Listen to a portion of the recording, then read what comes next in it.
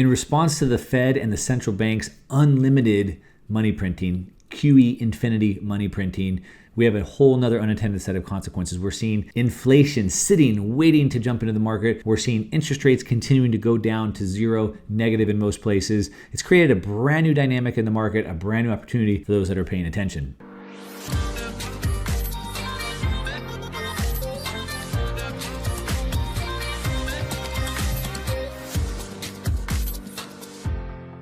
So it's interesting to see, as the Fed has continued to print trillions and trillions of dollars, the dollar has only continued to get stronger, and it's gotten stronger and stronger against all the other currencies of the world. Of course, as this has happened, the Fed tries to weaken it even more by printing even more dollars, and the dollar just keeps getting stronger and stronger and stronger. And that's because the other currencies aren't near as strong as the dollar is. But when the central banks, when the Fed, the central banks print up all this money, when they start cranking up the printing presses, make them go, as we say, right? It creates inflation. Now, a lot of people argue that in 2008, we didn't really see that inflation, but we did. We saw it in other areas. And so we're seeing the inflation. We have lots of inflation on the horizon coming in. And at the same time, we have super low interest rates. As a matter of fact, most of the world now is at negative interest rates. And in the US, we're almost at zero, pretty much zero for the most part. We're at zero right now. And it creates a brand new dynamic in the market. Now, part of what I'm talking about today is we need to understand the difference of what real rates are. All right, so the real rate is the interest rate that you receive. It's the return that you receive, say like on a 10-year government bond, minus the current inflation rate. Now, I'm not gonna dive into the inflation rate. I might need to do a whole video just on the inflation rate. Leave me a comment down below if you want that, because we have what the Fed targets a 2% inflation rate, which they say they can't achieve it right now because we have so much deflation. However, we know that most of our prices have gone up way more than 2%. The cost of food, the cost of gas, obviously not in the last month. Things have kind of come down a little bit. But for the most part, housing, college, education, medical expenses, etc., they've all gone up. But either way, we're looking at, the Fed says 2% inflation. Shadow Stats calls it about 5 or 6% inflation. But back to the topic at hand, the real rate is the interest that you can receive on a 10-year government bond minus the current inflation rate. So in normal times, the real rate of return would be positive. That means that for yield investors that earn on government bonds, it should be greater than the inflation. So let me give you an example. If a bond were to pay you 3% interest and inflation is 2%, then your real rate is 1%. The 3 you're earning minus the 2 you're losing, you're left with 1. So as long as you're earning a positive real rate, at least at a minimum, you're maintaining and you're growing your purchasing power. The same is, if you have your money in the bank and they're paying you 0% interest and you're losing 2%, you're losing even more. Now, the problem is that when real rates go negative, now you're no longer maintaining your purchasing power. And that's exactly how the world central banks are handling their debts right now. So the world central banks are diluting the value of their respective paper currencies, as we just talked about it, kind of trying to bring that valuation down. And that's what's created this giant opportunity for us. So when real rates go negative, like they are now, like I said, most of the global, over half of the global bonds are negative already, then smart money flees bonds. They leave the paper money as they're dropping in value. Now, for many people that have no investments, and this is why we have this gap between the rich and the poor, is the poor, they don't have any investments. They have no assets. All they have is a little bit of savings in dollars in the bank. And those deposits at the bank are earning less than 1%, usually about 0.08%.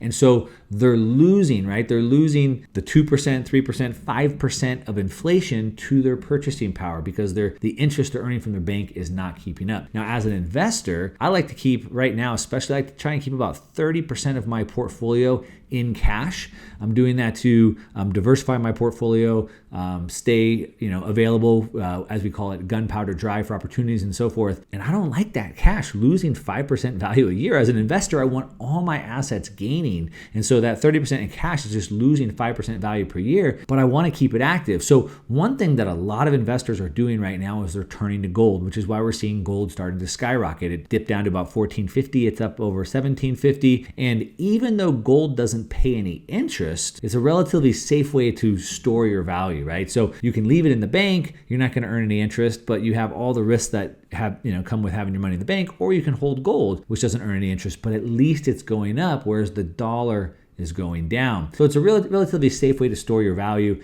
And like I said, even though it doesn't pay any interest, neither does your bank, right? Your bank's not paying any interest either. And with the central banks around the world all going negative, like that basically means they're charging you to hold your money. Then holding gold is going to be a better value.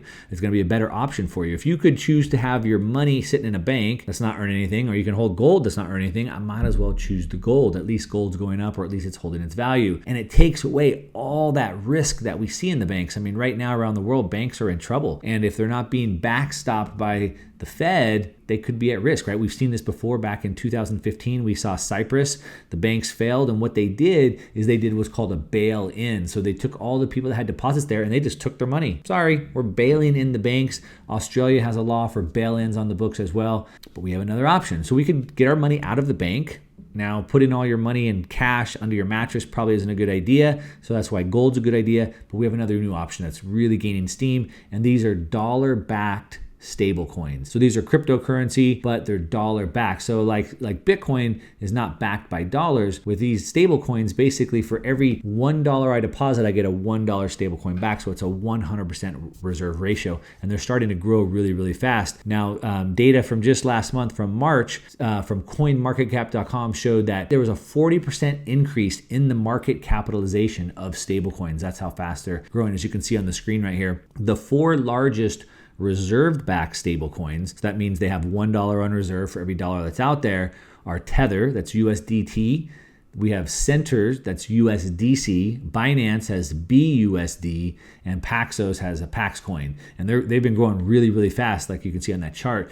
And the stable coins, they're kind of like a bearer instrument, kind of like cash, where if I have it, I have it. And if you have it, you have it. Whereas your cash in a bank, legally, technically, it's not yours. So legally, the bank has that money and you have an IOU. The bank owes it to you. But with the stable coin, I have this bearer instrument like cash. If I have possession of it, I have possession of it, and I can transfer it directly to you, peer to peer, person to person, without any third-party central administrators, without any intermediaries in between us, right? So like if I use Venmo or PayPal, I'd use PayPal, it'd go to my credit card, which would go to my bank, which would go to your bank, which would go to your credit card, which would go back to your PayPal. It's like 6 steps in between that. But the stable coin, it can go right between us, peer to peer. And it gives us the capability, the capacity to basically move money globally, move it securely, person to person, anywhere we want, almost immediately, and without any of the security risks that we see in the banking system. Now, since the token issuer commits, they commit to hold the full equivalent, like I said, full reserve for the tokens issued, then that should cut down on the risk, although there is counterparty risk because you have to trust that they have that. But most of these stable coins have, transparency. You can see the audits, you can see how much they have on hand and so forth. And with the banks, they don't. There's no transparency. We don't know how many dollars were created. We have no idea how much reserves they have. We have this fractional reserve banking system that I'm not going to get into this video. I've talked about plenty, but basically, for every dollar the bank brings on, they could loan out 10 or $100. And so they have just a little bit in there, whereas these are fully reserved stablecoins. And then on top of it, we have this DeFi, this decentralized finance movement that's being built on it. And so now you can take your stablecoins, which are fully reserve backed, and I can stake them, I can loan them out in these decentralized finance movements. And in some cases, you can earn 6, 7, 8, even 10% interest by loaning out your stablecoin. So just like you would basically, when you have your US dollars at the bank, you're loaning the money to the bank because they're loaning it to other people, right? So they used to pay you interest on it, they don't. But now you can have US dollar stablecoin and you can park that with them and you can earn interest on that, just like you would with a bank. Now, some of them, like I said, pay 4, 5, 6, 8, 10% interest. I know crypto.com, which is one of the larger ones out there, they pay up to 18% interest in some cases. And these change all the time. This is based off supply and demand. So you want to check with these different companies and see what their rates are. But what's cool with crypto.com is not only do they pay you a high interest rate, but then they send you a Visa card. So you can earn interest on your US dollar stable coins. And then with a Visa card, you can go spend them anywhere you want. So it's basically just like having your money in a bank where you get, a Visa card attached that you can spend it. But now you can earn interest, like real interest, and you can still spend it as easy as having a Visa card. Now, That makes it super easy, but you need to know these are not banks. In one very different sense is that banks, at least in the United States, are backed by the FDIC. So if a bank goes under, you have the FDIC that can step in and bail them out potentially, versus if I have stable coins and they go under, potentially I could lose it because there's no FDIC insurance. So you have to understand your risk and reward. You have to understand that I'm taking more risk, but I'm getting more reward, and I need to just learn how to manage that risk. But this is something that's just growing really, really fast. And it's not just like people like me or people like you getting into this. As a matter of fact, Jeremy Altair, he's the CEO of Circle, which is one of the big stablecoins. He recently said that examples of new businesses opening accounts span e-commerce marketplaces, advertising networks, luxury good makers, recruiting platforms, digital content markets, peer-to-peer lending and payment companies, software companies, professional services firms, loyalty and reward businesses, mobile banking providers, and other internet services. We believe we are seeing a real turning point in the adoption of digital currency.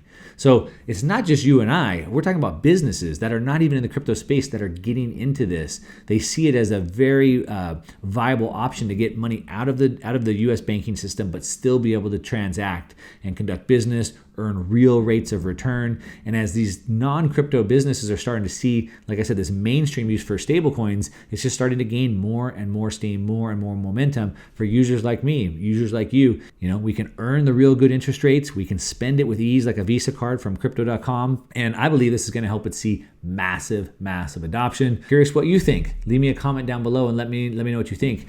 Does earning interest and being able to spend it as easy on your Visa card, does that make a difference? Do you think that will push adoption, or are you still scared about this? I'd love to hear your comments down below. Also, give me a thumbs up on this video if you like it. If you don't like the video, that's fine. Give me a thumbs down, but let me know why. I always love to hear from you. And that's it. To your success. I'm out.